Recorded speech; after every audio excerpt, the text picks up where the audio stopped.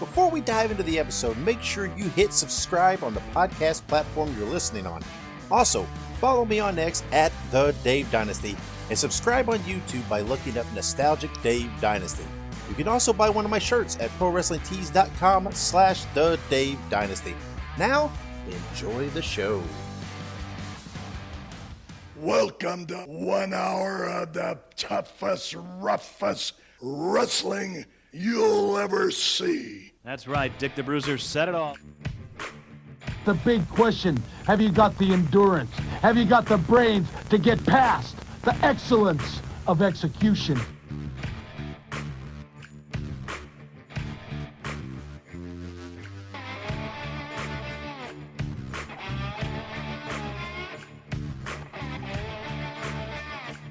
The reason why Axe and myself were put on this earth is to demolish people. Bobby Heenan is a very good-looking sport coat you've got on. Yeah, and I paid for mine. Mine isn't government issue. Hello, everybody. Lance Russell and Dave Brown right along ringside. And by golly, we're ready to go with another big week of championship wrestling. Greetings, wrestling fans, and welcome to Wrestling Nostalgia. I'm your host, Dave Dynasty. Thank you for joining me for what's going to be a super fun episode. I have a guest on today that I've wanted to chat with for a long time. Someone that I've interacted with numerous times online. I'm a big fan of his. I consider him an online friend, a guy I look forward to hopefully meeting someday in person in the future. My guest on today's episode is the Lucha Libre Guy, Lucier. And of course, we talk all about Lucha Libre, as well as tape trading and collecting action figures and much more. That is coming up soon. I just want to throw in a reminder. My Dave Dynasty Facebook account was hacked and suspended. I'm not sure when or even if I will ever get it back. I'm trying, but you know how that works. So in the meantime, I have created a Facebook page to use. So go and search for Nostalgic Dave Dynasty on Facebook. Look under the pages and you'll see me. And please like that page. And of course, as I've always said, the best and the primary way to keep up with me is by following me on X at The Dave Dynasty. So there you have it. That's the latest non-happenings in the social media world for me. So take it for what you will. So let's take a break. And like I said, when we come back, we'll have that interview with our guest, Lucier. So stick around. Hey guys, Ray Russell here, curator of the WrestleCopia Podcast Network, inviting you guys to listen to many of the programs here as part of the WrestleCopia brand, including, but not limited to, the Wrestling Memory Grenade, currently covering the 1988 and the WWF project. You can also listen to the Regional Wrestling Podcast, where we talk the territories, whether it's Jamie Ward with Georgia 81, Roman Gomez with the UWF in 1986, or Gene Jackson covering Memphis in 85. 3 projects going on right now over there at Regional Wrestling. You can also listen to the Wrestling Stoop with the legend himself, Bob Roop. Bob goes back in time each and every week, covering not just his career, but countless stories and interactions with hundreds of wrestling names spanning his 2 decades in the business. But that's not all. You can also check out the Pro Wrestling Academy with the professor of Pro Resu, Mr. Dan Ginnity. Dan and I go back in time and cover the history of Japanese professional wrestling in the English language. And you can listen to all of those shows and more, all part of the WrestleCopia Podcast Network, located over at WrestleCopia.com. That's WrestleCopia.com, and anywhere your podcast streaming needs are met, from Apple to Spotify, Pocket Cast, and beyond. And while you're at it, why not subscribe to our social media guys for all the latest goings on here at the WrestleCopia Podcast Network. Plus, I'm constantly adding old school video clips and pictures from throughout wrestling history. You can follow us over on X, formerly Twitter, at Wrestling Grenade. That's at RASSLIN Grenade. Also, follow and like me, Facebook.com/Wrestling Grenade. And why not subscribe to YouTube.com/Wrestling Grenade. So if you're looking to support that next up-and-coming podcast brand, please consider making it WrestleCopia. This is Listen to Their Screams, a horror podcast that feels like you're chatting with friends. Hello, I am one of your friends, Dave. I am one of the co-hosts of Listen to the Screams with my friend Ike, and we want you to come and check us out. We are a fun-filled, positive horror movie podcast that does reviews, news, birthdays, anniversaries. We play games. We are a ton of fun every week for you, the horror fan out there. For all of our links to our social media and the podcast platforms, just check out our link tree. It is linktr.ee/listen to screams. That is listen, the number 2 and screams. Or look us up on your favorite social media platform and podcast provider. All right, and welcome back to Wrestling Nostalgia. At this time, I'm being joined by a very special guest, Roy Lucier. Roy, how are you? I'm doing amazing. How about you? I'm doing good. You know, I'm glad to be talking to you because you and I have interacted quite a bit online and this and that here and there, and on Twitter and different things every once in a while. But it's actually good to be talking to you finally. Oh yeah, no, absolutely. I'm surprised we haven't met up somewhere before. You live in the Midwest, don't you? Well, right now I'm in North Carolina. I'm originally from the Midwest, but the last 4 years I've lived in North Carolina. So I'm on the You didn't go to the gathering last year? No, I didn't. I had something going on. It seems like I always have a conflict, but nah, I need to. And, yeah. So last year, I got the Abdullah the Butcher Popey figure, and I saw he was at the gathering. I have a niece that at the time I'd never met before, so I kind of arranged it to go to the gathering and meet my niece. Sadly, Abdullah the Butcher dropped out of the gathering, but lucky enough, Ranger Ross is a close friend of mine, and he's close friends with Abdullah. So I said, dude, can you get this figure signed? So I sent it to Ranger Ross. Abby signed it. He sent it back, and I still ended up going to the gathering, which was a blast, by the way. I really recommend it to anyone who's out there. Yeah. I don't know why I haven't made it. It's just a couple hours from me, and I always have a conflict. But I need to. But let's dive in. You obviously we thought you grew up. You still live in California. Yes. How did pro wrestling hook you?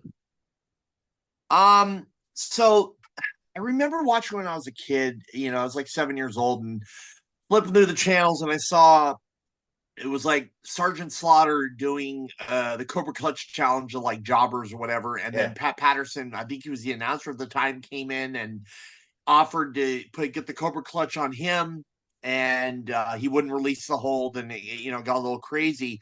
That was my first memory of it. But I didn't know. I was 7. I didn't know it was a weekly show. I didn't know all that stuff. Yeah. But when I was 9 years old, I was flipping through my dad's satellite dish, and we had the MSG network. And I actually remember watching Hogan beat the Sheik live for the title. Yep. So at that point, the cool thing about those old MSG shows is after intermission or leading up to the main event, they would actually get on the mic and Howard Finkel would say the exact date of the next show and what the big matches were on the show. Yep. So I caught that. I remembered the date, and then those shows were live. So I would actually turn it on live and watch the MSG shows. And then I knew Saturday I was living in Anaheim at the time, so I got the Los Angeles channels. We got like Superstars. We got there was a UHF channel. They got World Class. I mean, I started flipping through and learning more and more what to watch. So from 84 on, I was just hooked, and that was my life. Yeah. I think you and I are. I think we're pretty close, same age. I figure a lot of our experiences are kind of the same. That's kind of with me. I mean, I got started with watching my grandma watched. My grandma was a fan, and I got started with her. My grandfather was a wrestling fan. I have uncles that were wrestling fans.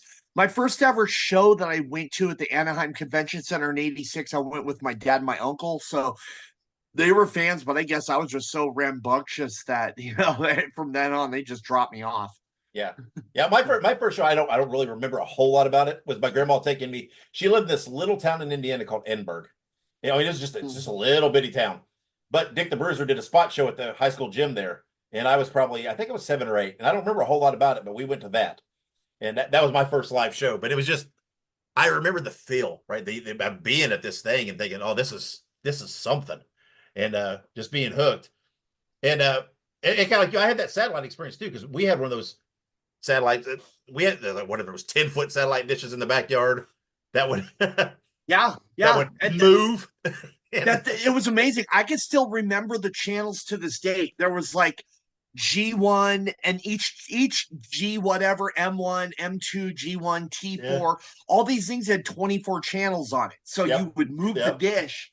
And to skip a little bit further, in March of 92, I went to a house show in Anaheim, and the guy next to me, his name was Gary Skyberg, and he had this thing on him, and I was used to the Aftermags at the time, but he had this other thing in his hand, and it didn't have pictures in it. And I'm like, hey, what's that? And he's all, it's the Wrestling Observer newsletter. And I knew who Meltzer was because I remember every Wednesday there used to be a sports newspaper called The National, and Meltzer actually had a column in there. So I used to buy The National just for Meltzer's thing, but in there they said what the Wrestling Observer was, but not how to get it.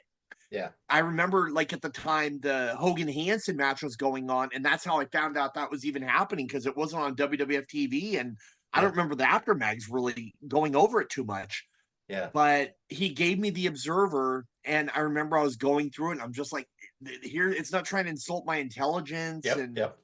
And I remember that night Meltzer's phone number was in there, and I'm 17, and looking back, my wife's is like, did you really call a grown man when you were underage? Yeah, that's what we did back then. Discovering the Observer was something else, because it was like, it's like unlocking a locked door to a secret room, and it just it was so cool to you remember the readers page in the back? It's funny now to look at how many people in that readers page were regular writers and stuff that you encounter online and stuff over the years. Still. Oh my God! Look at Dave Prazak was a normal. I know, Rob Naylor was a normal. It's go through that. It's crazy how many of those people at Barry Rose, how many people nowadays are like very well known to the community. It's great. And but it was just like, I mean, at that time it was. Through the 80s, it was so cool because it was like, everybody talks now about how there's so many hours of wrestling on TV, right? But man, in the 80s, it was just we had a variety though. But there were so many hours into, because I mean, like you said, I watched World Class, AWA, the local Bruiser show there in Indiana, of course, all the WWF, NWA stuff on the satellite's how I discovered Lucha Libre. Just panning through, the Spanish speaking channel that I come across. I'm like, what the hell is this? And I'm like, what's with the masks and the I remember the Triple A with the 8-sided ring, the octagon and all that. I'm like, blew my mind. I thought, what in the hell is this? I still remember first time I saw Lucha was like late 80s, and Kevin Von Erich and Kamala were there. And that's how I knew them. So I kept on the channel, but then I learned about like Super Astro, Pirata Morgan, Satanico, Blue Panther, Hijo de Santo. I mean, that was life changing. And growing up around LA, I had Galavision there, so I mean, I kind of knew it, but in the same sense, I didn't know it was like a weekly thing at 3 or 4 o'clock. I just would randomly flip through. But going back to the Meltzer thing, the crazy thing was that night I called him up. He actually picked up, and we started talking. And I told him, hey, I have a satellite dish in my backyard, and I live in pretty near the Mexican border. He actually hooked me up with this guy, Dr. Lucha, Steve Sims. And Sims wrote Lucha Libre Weekly, and Sims told me where on the satellite dish that you could find CMLL and UWA. So if you see a lot of UWA on YouTube, like I am the one that was recording it at the time, a lot of that stuff, the stuff with like Andre, Can-Am, the Crawford and Furnace, Bad News, like a lot of that stuff, I was recording it from March of 92 all the way until the TV show ended in November 92.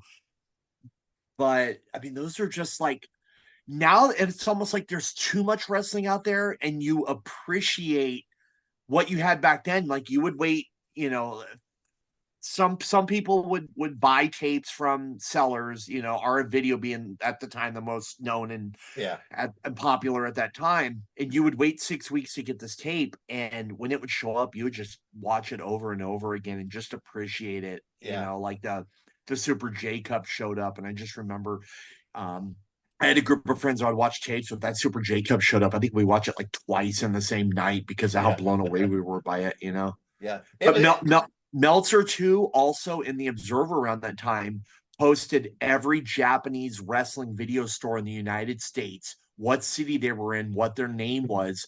And I had 3 by me, one in Anaheim, one in Costa Mesa, and one in Stanton. And I remember going to all 3. And the one in Stanton, I remember the guy, I explained to him, hi, I'm pro wrestling. And he showed me, and he was like, going over each tape. And he actually learned a little Japanese by this way, puroresu, how to find it and stuff. And he would point this baba, this giant baba, this enoki, this strong style, this onita, this death match, this the women. It was crazy. Like, yeah, I just fell in love at that point. It was like this secret society, like, you know, that nobody knew about, you know? Yeah, it was. Yeah, like you said, it's so easy to find stuff now, right? With streaming services and YouTube, way too easy. Yeah, and back then it was. I mean, I always was on the lookout, right? No matter where I went, and it's like when you stumbled across something, whether it be on TV or a magazine in a rack or whatever, you know, going to flea markets and seeing guys selling old magazines, whatever it was just like it's like you had found hidden treasure because it's like I was always looking, but it was so hard to find because it wasn't widely accepted.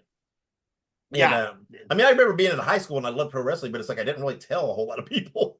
You know, just my close friends. It was like you didn't walk around with a Pro Wrestling Illustrated, or an observer, announcing it because it was a different, I don't know, whatever, a different perception.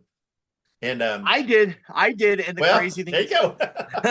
The crazy thing is, even last night, I had a high school female friend that like posted on my wall because she saw a video of the story of Fry Tormenta, the guy that Nacho Libre is based off of, and she posted it on my wall. Have I seen it 1,000 times? Yes, but I appreciate that, these people that I originally went to high school with are, they see that and they think of me first thing. Yeah. Yeah. Well, I mean, you're known, right, as the Lucha Libre guy. I mean, you're probably the most recognizable Lucha guy out there online and everything else. What was it about Lucha that hooked you so deeply? Oh, man. So, September 92, I always read about these shows in Los Angeles. Like May of 92, the FMW actually came to Cal State Los Angeles, and I didn't know about it ahead of time. But like the main event was Atsushi Onita, Tarzan Goto, and Hijo de Santo against Negro Casas, Tim Patterson, and Horace Boulder, Hogan's nephew. Yeah. And I didn't know about this until afterwards. But the crazy thing is the show sold out 5,600 people. And I always wondered about these Cal State shows, and Cal State was maybe 25 miles from me. So I started asking around. I didn't even have a car yet. I got my car September, October of 92. But there was a guy named Steve Gerber, and he came over to my house. Another thing too, here I am, just turned 18, and here's this 30-something-year-old man driving over to take me to shows. My wife is like, this really happened? I'm like, yes. We didn't think about that shit back then. No. Yeah. So my first ever show was September 19th, 1992. The main event was, of all people, Negro Casas, Kung Fu and Loverboy against El Brazo, El Dandy, and Piloto Suicida. I may have one or two of the names off, but that pretty much was it. And I just remember these fans were really, really into it. I've gone to hundreds of WWF shows. I'd been to WrestleMania 7. I'd gone to a lot of different shows, but these fans are just a different breed. It was just crazy, what I learned going to that show. And at this show, I met Dan Farron, Vandal Drummond for the first time. But I just got so hooked. I went to every show I could. They returned October 10th, 92, which was actually Vampiro's U.S. debut. And I was there. He returned 3 weeks later for a Halloween show. Went to everything there, but Cal State stopped running late in November 92. But I started hearing about shows in Bell, shows in Carson, and later shows in Compton, of all places. And Had my car, drove to all these shows, and there's this just community of people. And to skip ahead a little bit, it was crazy because AAA started May of '92. These big AAA stars that were on TV would sometimes show up at these little shows in Carson and Compton. I mean, Rey Mysterio Jr. was working Psychosis in front of 70 people on these shows in Compton, and they were doing the same stuff that they were doing on TV at Juan de la Barrera in front of 10,000 people, in front of 70 people at this show in Compton. So I always fell in love with it at that point, Yeah. Well, and, how many trips you made to Mexico for shows there? Well, I mean, several. I mean, right? I mean, I guess you don't. It's got to be like I'm gonna go in the last 4 years. God, probably about 50. Yeah. Well, I mean, you've hit. Are there any arenas or towns in Mexico still on your bucket list that you haven't hit yet? Oh, by far. Because the thing is, I'm concentrated mostly in Guadalajara. No, Mexico City, Monterrey, and Tijuana. So I usually stay in those 3 big cities. Those are the most populated and the ones with the biggest lucha following. However, I would still like to hit Guadalajara. CMLL runs, I think, every Monday night. They run Arena Guadalajara. Arena Coliseo de Guadalajara is the name of it. Mm-hmm. Arena Puebla as well. I went to Puebla to meet Darrell Dixon a couple Sundays ago, but I didn't get to see a show when I was in town.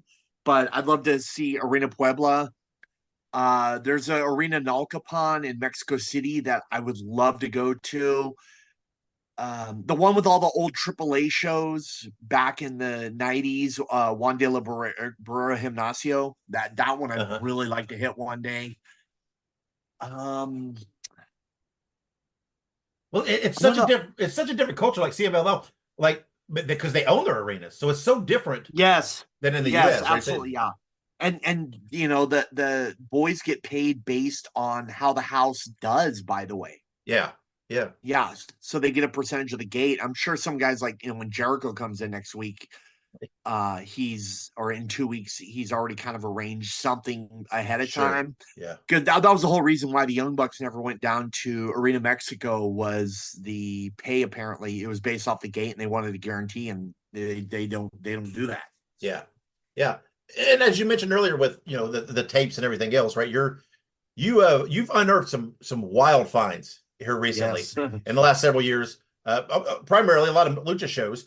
And then, like you said, you recorded a lot too, but you've taken it upon yourself, and it's such an important thing, right, to preserve and protect these shows, because there's not a lot of people focused in on the lucha stuff, like there are some of the American promotions or even Japanese promotions for that matter.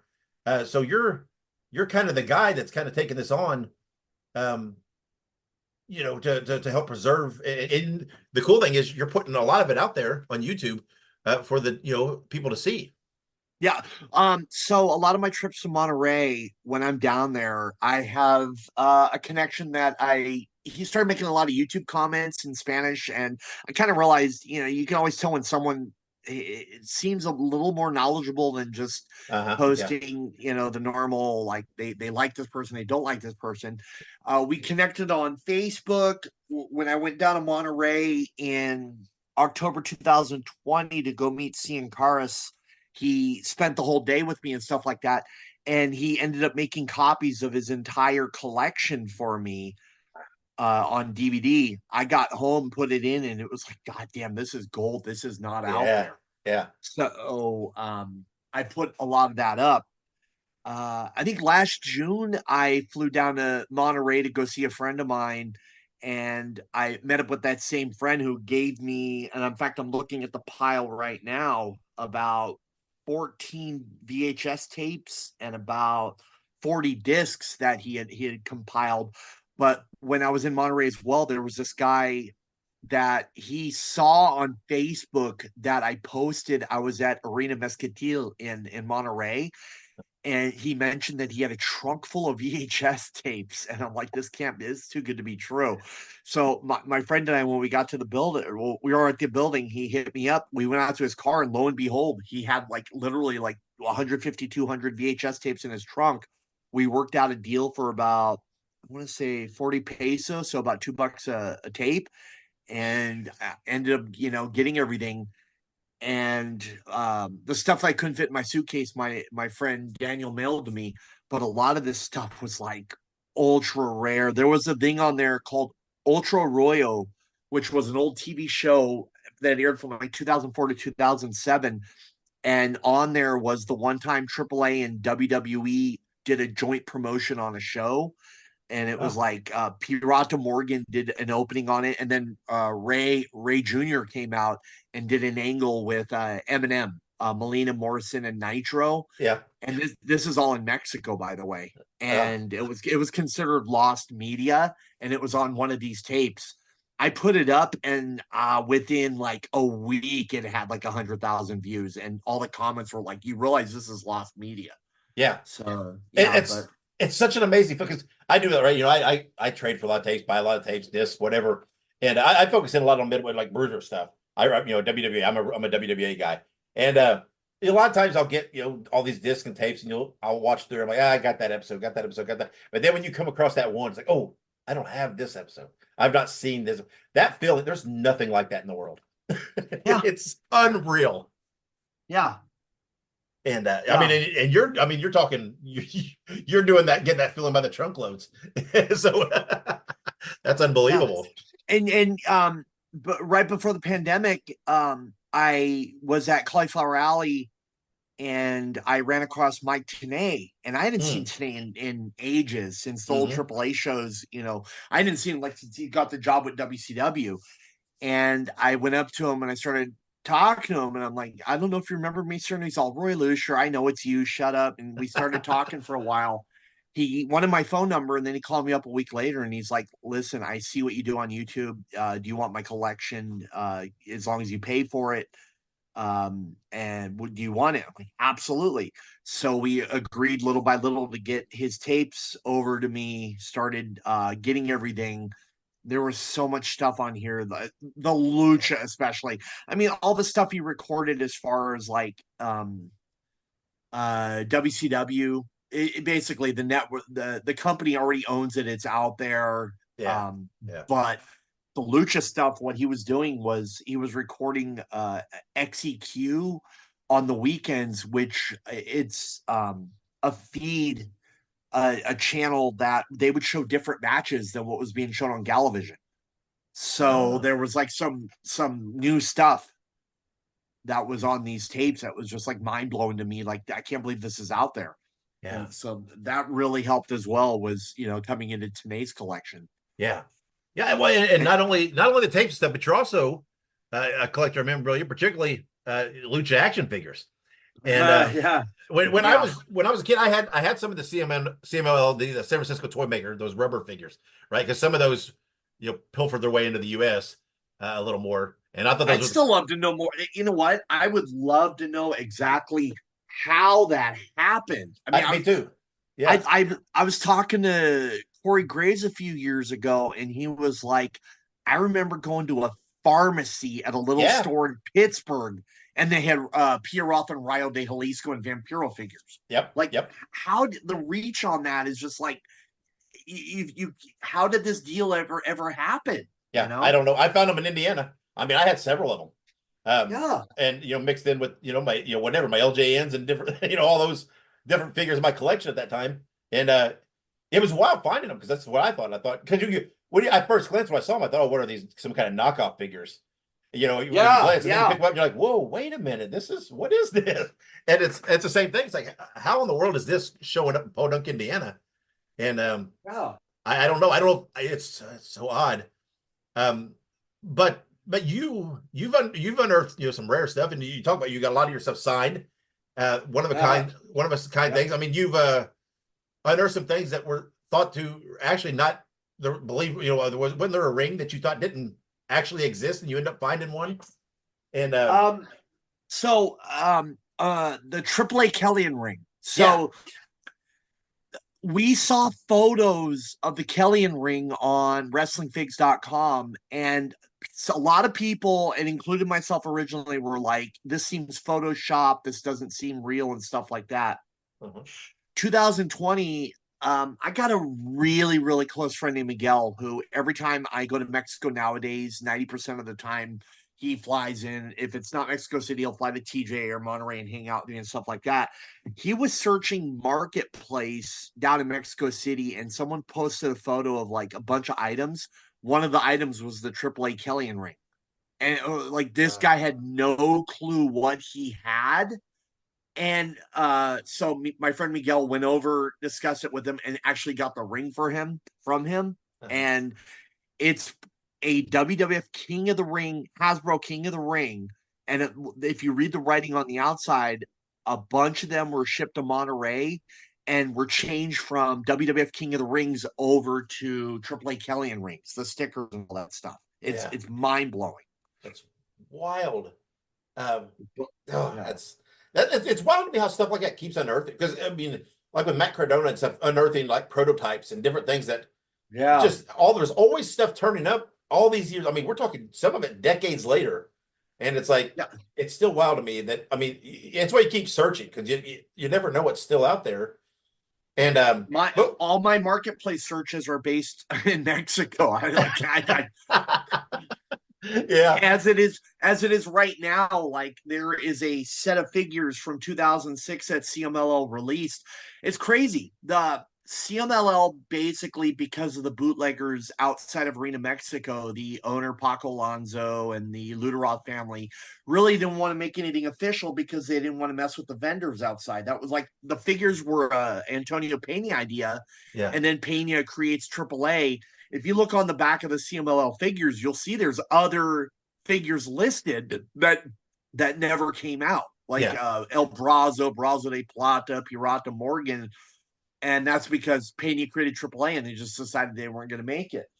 But in 2006, CMLL made a second line of figures, and they did 3 lines, 2006, 2007, 2008. The 2006 figures, actually, there were 10 made, and each one came with a DVD inside of it.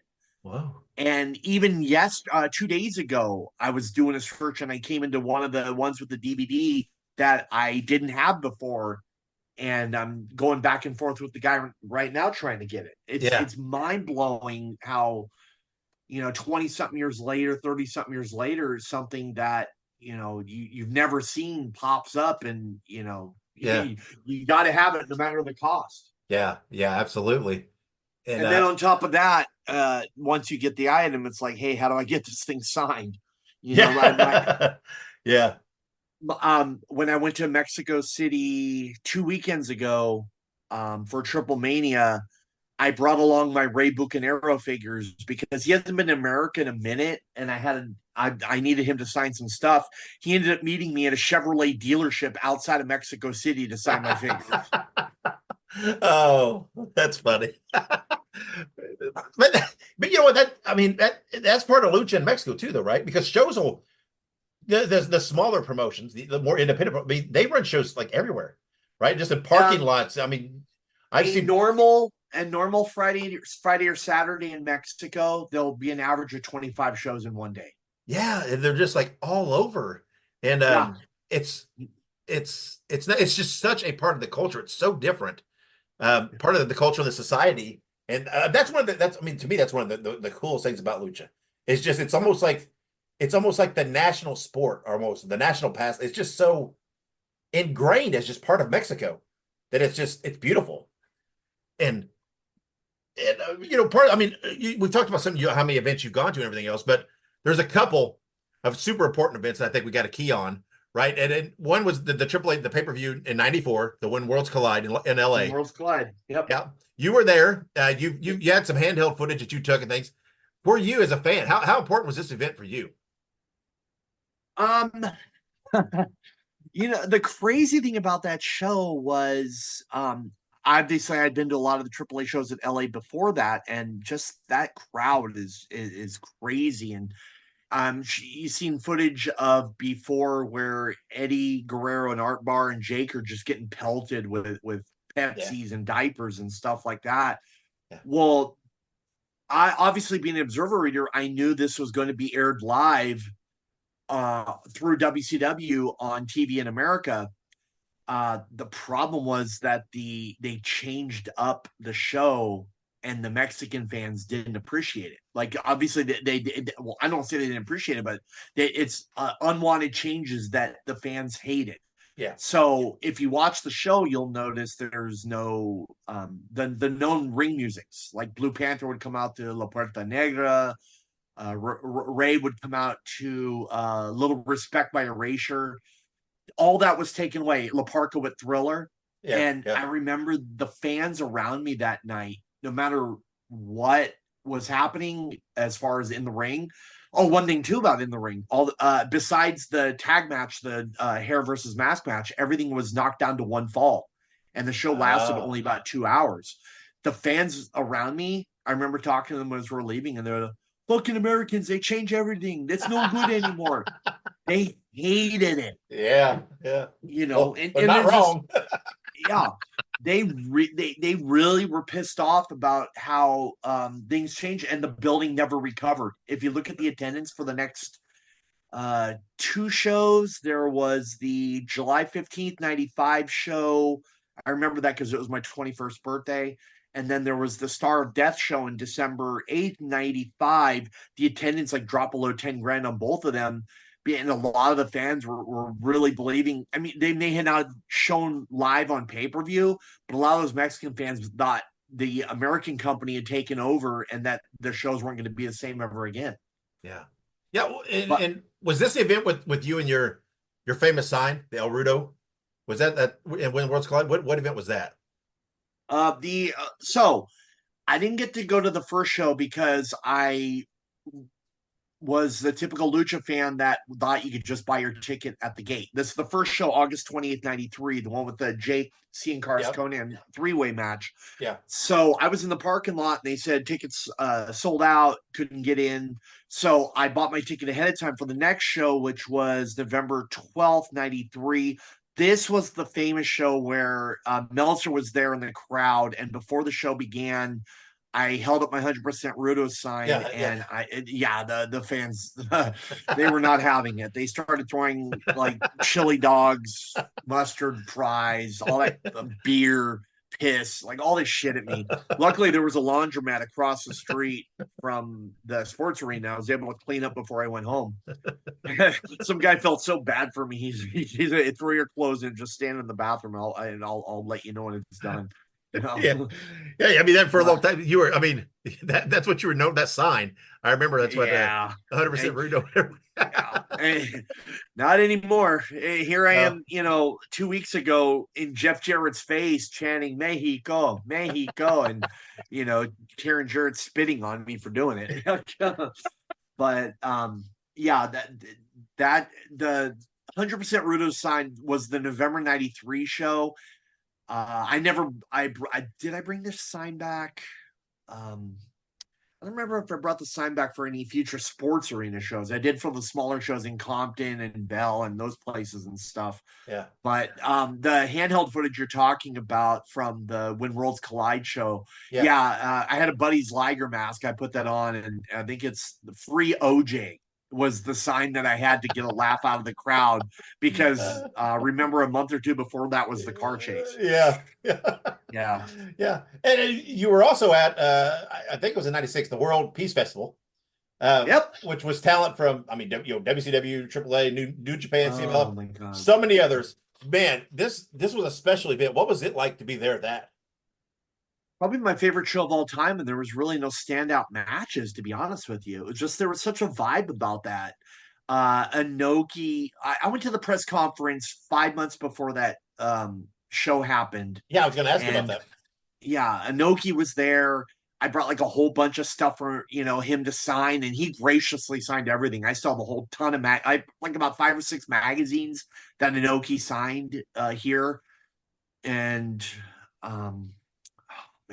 just after. So I at the press conference, I was asking all these like specific questions about Lucha and Japan. Will Baba's team be here and stuff like that? And it's Peace Festival. I thought Baba might be there, but one of his people reached out to me after the show, and they actually had me help do press with local media in order to publicize the Peace Festival, because they knew fans only really knew the WCW guys. So, but here I am knowing about Sasuke, Liger, the Lucha guys, stuff like that. So I helped this guy, James Boone, the Shadow Man. He had a show called Squared Circle Radio. That was a national cable radio show out of Sun City or Sun Valley or something like that. And I did a show for 3 weeks leading up to the Peace Festival to try to help ticket sales, and just talked about the Peace Festival the whole time. Yeah. If I remember correctly, the show, there was 7,600 people in there, but they were papering the hell out of that show the week leading up to it. Like 3,000 or 4,000 tickets were comped.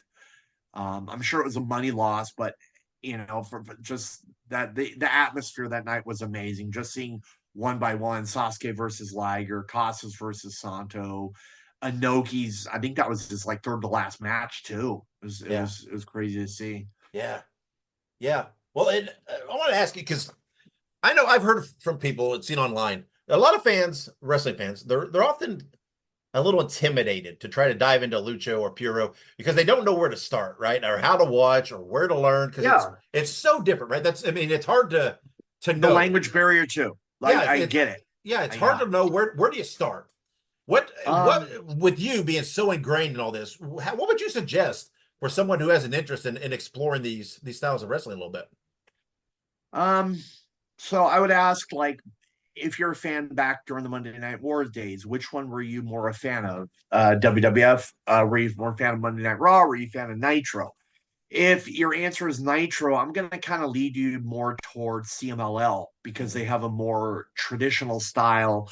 CMLL nowadays still does the traditional 2 out of 3 fall matches. That's something AAA got rid of 2 out of 3 falls in 2001. So I would suggest the old school, you'd watch CMLL. If you're kind of more new school and I like the glitz and the glamour and shit like that, I would check AAA out and go from there. CMLL, basically, they do have a YouTube channel and they do put some stuff up, but they also have a paid YouTube channel where they basically put everything up. I think it's 10 or 15 bucks a month, and they put up almost every Friday show at Arena Mexico, Sunday show at Arena Mexico, and I think Tuesday at Arena Coliseo de Guadalajara. AAA, the TV, it's kind of the frustrating thing is their TV is, you either have to go to Cubs Twitch channel or whatever link that the Cubs fan Lucha blog post when AAA TV goes up on Space in Mexico. But it's hard to watch, to find, and that's probably one of my biggest complaints about AAA is it just needs to be a weekly way to watch it on a regular basis to really get into it, other than the 3 Triple Manias a year that are up on the Fight TV or Thriller or whatever it's called now. Yeah. But yes. AAA also does put some of their shows up on YouTube, some of their TV stuff, some of their big shows. So it's almost like the companies themselves are their worst enemy when it comes to how to watch it, because it's so inaccessible. I hope by the end of this year, beginning of next year, I do know some big things are on the horizon for AAA, and I'm hoping with those big things on the way that leads to either a TV deal or a way for some people in America to watch TV again, because you and I remember this in the 90s. There was Televisa or Galavision, and they would do a half block of AAA and then a half block of CMLL. All on the same channel. Yeah. Now CMLL is very, very scheduled. They have the certain towns, certain nights every week. Yeah, it's very set.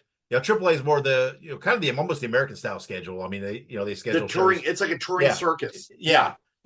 But you're right. Now, wasn't AAA the one that had all the issues with YouTube there for a while? Something was copyright in Mexico and it was what was it? It was something going on with their YouTube there for a bit. Yeah, I think it was 2019 or 20. Basically, they were in partnership with someone who was involved with Lucha Underground, and they took a loan from that person. And I think there was a promise made or something along the lines of there won't be an expansion into America unless it involved you.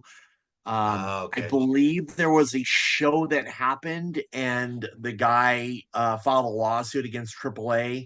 A show happened maybe in New York or something like that, and he wasn't involved, and he filed a lawsuit against AAA, and that's why basically everything was geo-blocked to Mexico from the AAA YouTube channel, which it screwed up a lot, for the company at that point. I know I'm probably getting a few of the details wrong. That's just kind of what I remember from that time frame. I believe stuff has been worked out since, but just it's never recovered. Yeah. I mean, I would highly advise any modern fans that have any passing interest to try to dive in and just whatever, just jump in, because there's so much lucha and puro for that matter that have infused the American style and kind of melded in, that I really think if you're a fan of modern style wrestling and everything else, I mean, I really think that, now more than ever, those fans would enjoy lucha. It would be, like I said, when I first discovered it, it felt so different. It was such a different style. But I think now it'd be while there's differences, I think it's a little more familiar because so much of that has infused into the American style and a lot of the current talent. Yeah. But that's another thing you bring up too, is isn't it crazy back in the day, like even certain dives and certain moves were associated with one specific wrestler. Yeah. And now it's just like, hey, let's steal what we can from this person. Yeah. I mean, remember back in the day, Great Sasuke was literally the only one who did the Sasuke special. Yeah. Now, what was it? I heard, who was it that I was listening on Chris Van Vliet, and she got her job with the company by doing a perfect Sasuke special in a match. And it was just like, wait, it's like, you remember back in the day, you hear stories of like, even, I guess, Billy Kidman confronting Brock Lesnar backstage at WrestleMania for doing the shooting star because that's his move. Yeah. Well, I remember even Scott Steiner doing the Frankensteiner and everything else, and people making, look what he made. I'm like, come on, guys. This is not a new thing. Remember on Nitro, I think it was one of the Lucha guys, like Scott Steiner was on commentary, one of the Lucha guys did a hurricane run off the top rope. Scott's all, stop it, that's a Frankensteiner. It's funny. And it's just exposure, right? I mean, that's what it's always been. But I mean, when I remember first watching Lucha, I thought, what are these guys? These guys are going to kill themselves. What are they doing? No one, how did they do that? It was so strikingly different than the American style at that time, with a few exceptions, right? I mean, there was, what you call a high flyer in America was nothing compared to. Remember the Observer Award, like best high flyer went to Jimmy Snuka for like 3 years straight. And what the hell high flying did he have? He did the splash on the top rope. I know, yeah. And it's, and I love, I love guys, Bobby Eaton, whatever else, but they always called him a high flyer because he did the leg drop and this and that. And I'm like, oh man, I don't know that's so much high flying. I mean, it's wild. It was so different. But like I said, the mind-blowing thing to me is the greatest lucha matches that I can name off the top of my head right now that I've attended live were with people that no one would consider a high flyer. Like there's an emotion, there's a feel. Like, for example, 2.5 years ago, I was in Monterey for the Triple Mania. AAA announced the 3 Triple Mania shows. So it was a 8-man masked tournament where the loser advances. And the first round in Monterey, one of the matches was Villano 4 against LA Park, who was La Park in WCW. And Monterey is LA Park's hometown. Obviously there's no high flying involved in that match. Villano's in his 60s. LA Park is approaching 60, but that is the best live match I've probably seen in the last 10-15 years. And like, just there is sometimes an emotion to lucha, and it's a little frustrating when you hear some of the old timers, even at Cauliflower Alley, saying, oh, that's just a flippity grasshopper jumping around and stuff like that. It's like, dude, no, like there is a feel to lucha that it, not even dive related, that, just really you have to, be a part of the culture to understand. Yeah. And it's hard also, I mean, to grasp the importance of the hair matches, the mask matches, and what those mean to Lucha and the culture. Because, like in Memphis, they had the stretch of Lawler and Dundee, and everybody was getting their hair cut and stuff. But when they build that in Lucha, it's special. It's important. Yes. It's their identity. And like Wagner and Psycho Clown.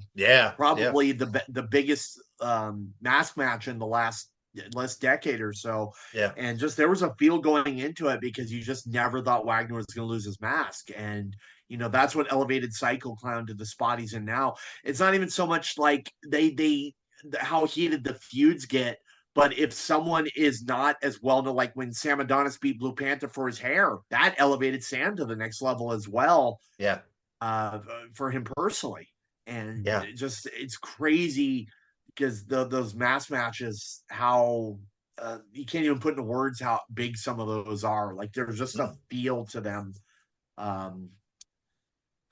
God, Love Machine, Blue Panther, and even like Vampiro and Pirata Morgan in '92 when they had their hair match. It was just anyone out there listening, you get a chance, check out that Pirata Vampiro. That was really early in Vampiro's career, and that just really elevated him to that next level. And that was such a bloodbath and such emotion with that match. Yeah, and oftentimes the mask is not only that, but it's generational, right? It's passed down. That, maybe among family or among trainer and student. A lot of times that identity, that character, that mask, it's such an honor. It's such an identity. It's often passed down from one to the next. And it's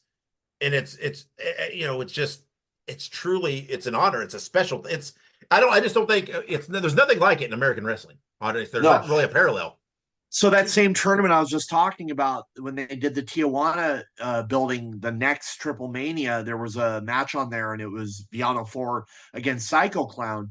And remember, the Villanos were the one that beat Psycho Clown's dad, Brazo de Plata, Los Brazos, for their masks. Yep. So, everyone in the building knew the history between the Villanos and the Brazos, and they were seeing a generational thing going on in that match as well. Yeah. So there's nothing. I can't think of anything like that in America. No, me neither. No.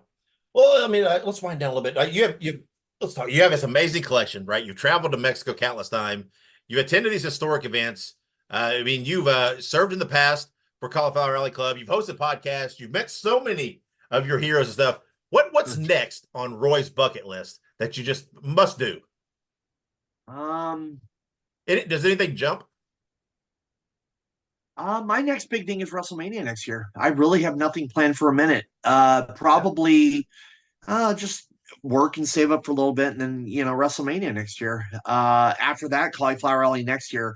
The thing with Cauliflower Alley, by the way, is I'm very passionate, and I appreciate all the work that Cauliflower Alley Club does for the wrestlers and their families and stuff like that. In 2018, the hell's the guy's name? I could picture him in my head. Carmine Despirito. So he worked with Blue Demon Jr. and Cauliflower Alley Club, and they created the first ever Lucha Libre Award and had Blue Demon Jr. as the first award winner. Fast forward 2 years later, and CAC is about to give somebody a Lucha Libre Award, and Brian Blair called me up, and I'm really close to Brian. We talk at least once a week. He, runs things by me just to get my opinion as a fan and see what I would think. When he told me this certain person was going to get the Lucha Award, I let him know, listen, that may not be the right move for a couple of reasons. The person really isn't a luchador per se. I said, let me make a phone call. How about Rey Mysterio Jr. get the award? He said, we're not going to say no to that. So reached out, lo and behold, Ray, who had just moved to Vegas the month before, agreed to the award. And every year since then, Brian's really given me the ball to run with and say who deserves the Lucha Award this year. 2021 or 2022, it was Conan. 2023 it was Damien 666, and then this year it was Negro Casas. We've already in my head, I've already gotten who's going to get the award next year. I hope the people are happy, and I hope the award winner is happy as well. But above the award itself, the thing with Cauliflower Alley is it's not really known in Mexico what they do. They help people with their rent, their medical bills. You just have to show proof of this. So there's been a few luchadors in need, and I've been the middleman to help them fill out the benevolent forms with CAC and to help them with their medical bills with their situation. So to me, that's even more rewarding than the event itself, is knowing that I've helped some of the luchadors along the way that are in need. Yeah. I mean, you brought up Conan. We didn't even bring up Conan. How big that guy was. I mean, my God, the Hulk Hogan of Mexico. I mean, I can't even put into words how huge Conan was in the mid '90s. AAA was built around Conan, and that was such an amazing time when AAA first started. You had pretty much half of the CMLL roster jumping over, and everything was built around Conan, Paraguayo, Hijo de Santo, Octagon, Moscow, Sagrada being the big five. And then on the Rudo side, you had Los Hermanos Dinamita. Without the Dinamita, AAA would not have survived, by the way. They were the meat and bones of that promotion. You can't go into, like the early the Rock and Wrestling connection. You can't have a Hulk Hogan without a Roddy Piper, and Los Hermanos Dinamita were the Roddy Piper. I mean, they did everything, the promos, the in-ring, the work. It was just amazing what they did. Yeah. But Conan himself, I mean, the CML never would have done this, by the way, but AAA did the crossover where Conan was doing the soap operas. Yeah. Mi Abuelo de Yo. He did the rap album. Yeah, music. Yeah. Yeah. So many people know Conan from his WCW days, and I'm not knocking that, because I mean, I think he had a good career there too. But that's not even close to what Conan's career. I mean, I remember when that picture came out of Conan and Hogan, and there was all that tease of those two, facing up or whatever. And I'm like, dude, that's American fans may not grasp, but if you put that thing in Mexico, that's huge. Yeah, that was the John Arezzi belt, International Wrestling All-Stars heavyweight title. Yeah. From what I understand, there was a plan for 3 matches. One in America, one in Mexico, and then undecided where the third would be. And Conan told me that Kevin Sullivan, I guess, nixed it. He had a match with One Man Gang where he won the U.S. title, and I guess they didn't believe, or I guess they don't think that Conan was ready to have a match with Hogan yet. It just was never revisited.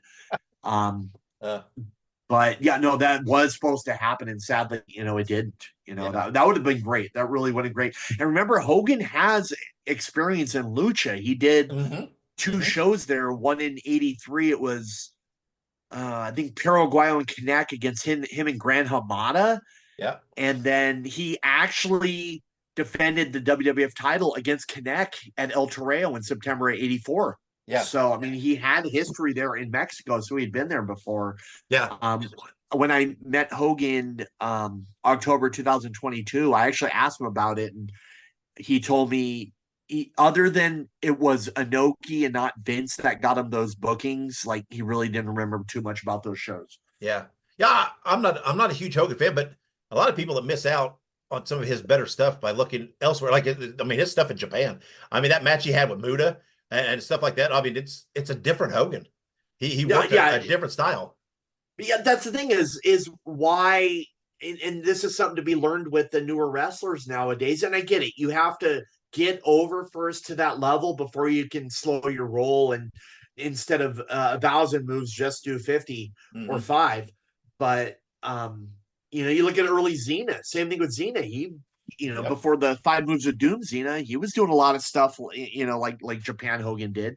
Yep. But yeah, it was just a completely different Hogan. And look at his match with Hansen.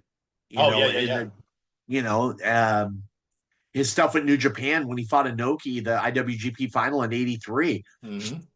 it's not the same Hogan that American fans would know. You watch him against One Man Gang in Boston Garden in '86, and it's like maybe 5-6 moves total, eye rake, back rake, body slam, stuff like that. But this is what's going to get pops from the crowd. He knows how to work a crowd. Yep, absolutely. Yeah, and I think that's kind of to me that's kind of the loss. No matter the style you work, whatever else, is that connection to the crowd. That's oftentimes the focus is off a little, but that's a whole different conversation. Yeah. Well, Roy, let's wrap this up. Like you said, we've talked about your presence online, your YouTube, and whatever else. What's the best way for people to follow you online and keep up what you're doing and check out your YouTube channels? 100%. It would be my Twitter at my name, Roy Lucier, RoyLucier. I'm actually going to pull up. I have a website, royswrestlingvault.com. I put my videos, my YouTube channels up on there. Let's see if my YouTube channels I have. So years ago, I used to put every video up on one channel. The problem with that is one promotion will get a wild hair up their ass, strike a bunch of videos, and the entire channel went down. Yep. So what I now do is I put up my videos based on what promotion. So I have Roy Lucier All Japan, Roy Lucier UWA, Roy Lucier CMLL, Roy Lucier AAA, Roy Lucier Houston, Roy Lucier Olympic, Roy Lucier WWF Wrestling, Roy Lucier Wrestling Territories, Roy Lucier All Japan Women, Roy Lucier Japan Random. And I don't put any New Japan up. They're literally the worst ones. Mm-hmm. I've got a great relationship with the WWE. They've made it clear to me, as long as it's not on the network, feel free to put it up. So I do what I can as far as that. But those are the YouTube channels that I have, and everything is up in playlists. So you want to see everything from All Japan from 1985, it's up there in a playlist, all in chronological order. Yeah. And so and so forth. And all that can be accessed and linked off of your site. Is that correct? 100%. Yeah. So what's that again? Roy, what was it again? Roy'sWrestlingVault.com. Okay. I'll throw that link in the show notes, but if everybody goes there, that's a good way to start. You can link off to all those different channels and check out Roy on X, formerly known as Twitter, of course. I still call it Twitter, but it's check him out there, give him a follow there. And he posts a lot of stuff there, a lot of history related stuff there too as well. So good stuff. Roy, you're a definite follow. One of the best things about you, Roy, I love your positivity and your passion. It's really infectious, and it's just really fun. I posted a couple of different times that, man, when I grow up, I want to be you, Roy. And it's like you've never lost touch with what made us love wrestling, and that passion and that fun and that energy. And I'll go to some shows nowadays, and afterwards, I'll get inboxes from people like, God, that show sucked. And I was like, you weren't there live. That show was awesome. What are you talking about? And everybody they seem to look for something to complain about instead of trying to pull out the positives and just having fun and enjoying the moments. And what was it like? I'm one of the co-hosts I do the Lucha segment on Conan's podcast that he does with Disco Inferno. Yep. And I did the Lucha segment last week, and we reviewed Triple Mania, which it didn't get the greatest reviews online, but they're live. It was fucking great. I loved it and stuff like that. And at the end of it, Conan, we're doing the review, and Conan's all, you didn't find anything wrong with the show? No, I loved it. Like, what would you like? I said, the main event had a bunch of people that were approaching 50 or 60, and the work rate wasn't like smooth, but I'm not complaining about it because they've been wrestling for so long, they've earned that spot.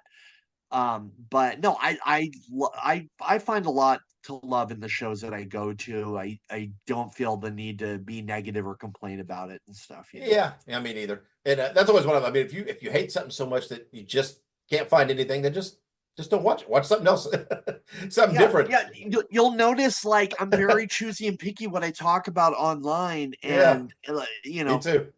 I've watched some TV shows, and the work to me, I'm like, oh, it's a little dangerous. Oh, it's a little whatever. I'm not going to post about it or complain about it. I don't want to feed into this negative aura and vibe that so much have. You got these, yeah,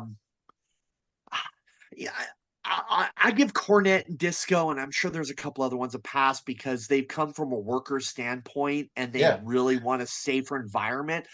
Those people literally they have the best, but I don't listen to Cornette. Brian Last is a great friend of mine, but I don't listen to Cornette because I'm not into the negative aspect of the business. But if I got a big problem or a huge issue or whatever, I just don't post about it, and I'm not trying to feed into that negativity.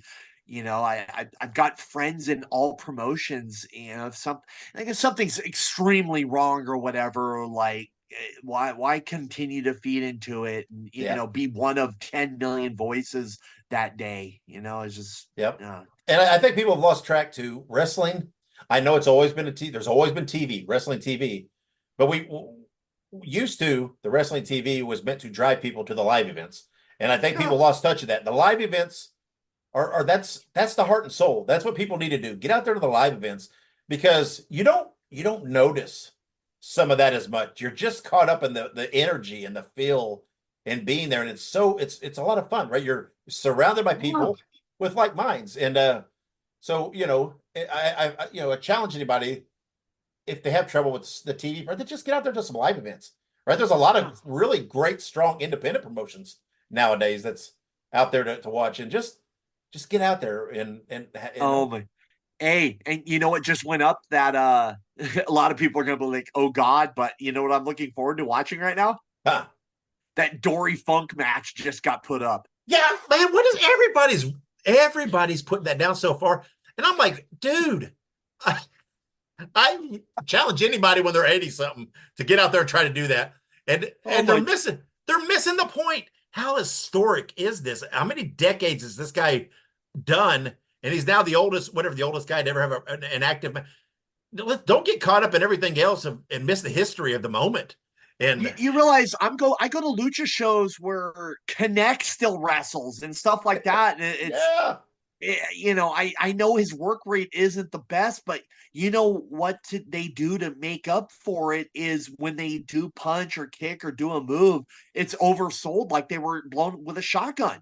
Yeah. And I'm sure Onita, who's been doing this a while and has nothing but absolute love for the Funk family, I'm looking forward to what the reaction is here in this stuff, And for those who wonder what I'm talking about, they're Dory Funk and Osamu Nishimura versus Atsushi Onita.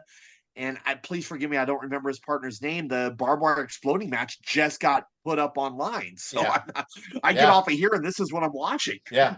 I remember when that was building up. Dory's wife, Marty, I messaged her and said, hey man, send my love to Dory, man. This is pretty cool. It's pretty historic. I mean, I'm mad respect. I'm like, and I know Dory doesn't give two shits what people say on the internet, but you want to know how positive a person I am is I actually get along great with Marty Funk. Yeah, that's I've never had any problem either, but I haven't probably had the interactions, but yeah, there's a lot of people have problems. You know what, it is what it is, but I get Marty is looking to protect Dory. I get it. I absolutely get it. Sure. If my mental health was not as sharp as it was a few years ago, and I get where she's coming from. Is it a little overboard? Yeah, sometimes, but it's she's just trying to protect her husband. But that's right. It's a different level, right? It's not just a wrestler to her. That's her husband.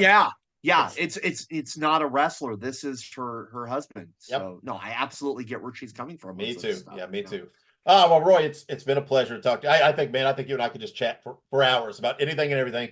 And we'll have to do it again sometime in the future, and maybe pick something, Lucha deep dive or something to really dive into, and something more specific. But if any of your viewers have a specific topic, luchador, time frame, promotion that you want me to deep dive into, I'll do Conrad style here and make notes, and we can review that for an hour or two. Absolutely. Yeah, I'm all about, like I said, people are intimidated to try to watch, and so if maybe someday we can do a little something to deep dive and explore something in particular to help educate a little bit.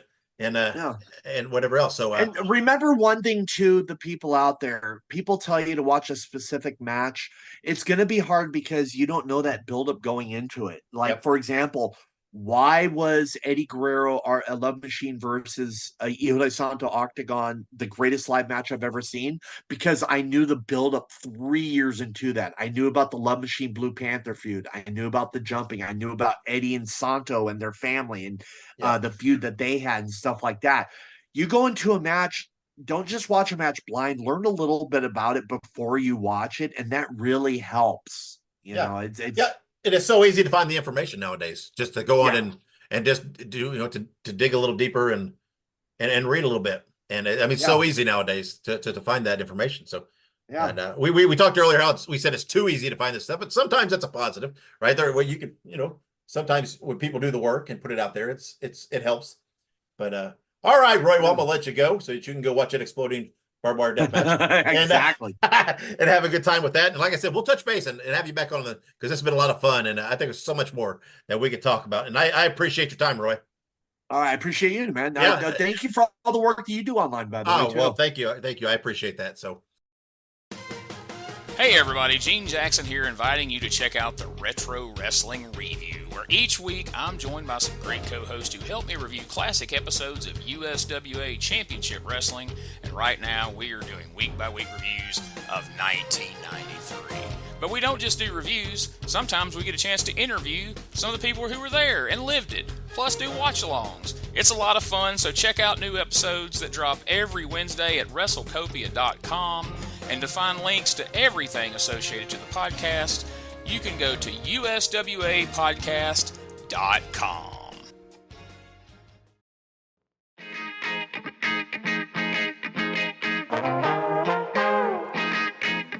Hey, it's Bob Smith, and guess what? The Outdated Wrestling Hour is now part of the WrestleCopia podcast network. But hey, no fear, you're still going to hear the unique guests, comedy, music, authors, journalists, funny people. Who knows who's going to end up on the Outdated Wrestling Hour? Remember, it's all new and all old. So check it out in the WrestleCopia podcast network and wherever you get your podcasts. Listen if you know what's good for you. All right, and welcome back to Wrestling Nostalgia. Special thanks to Roy for coming on and doing that show. So much fun to talk with him. So much fun to talk Lucha Libre, action figures, tape trading, just everything else. And I could talk for hours upon hours with Roy, and I fully intend to have him back on in the future to talk more, because, again, that was a great, great conversation. Like I said earlier, guys, the best way to follow me is to go to X and look me up. I'm at The Dave Dynasty. While you're out in the internet world, please go check out all of the WrestleCopia network of podcasts. You can search for them on your favorite podcast platform or go to WrestleCopia.com. Also, be sure to check out my friends at the Ultimate Classic Wrestling Library. You can go to ClassicWrestling.net, or you can download the Ultimate Classic Wrestling app on all of your devices. Now, next week, my guest here on the podcast is Angel Medina. We talk ECW, the Baldies, Dutch Mantel, wait till you hear that one, and much, much more. Thank you to all the listeners and supporters for all your follows, your interactions, your downloads, everything else. It is truly appreciated. So until next episode, guys, wherever you go, whatever you do, be good, be safe, and always keep on growing. Fans, we brought you All-Star Championship Wrestling. This is Sam Maneker thanking you for being with us and saying until next time, so long, everyone.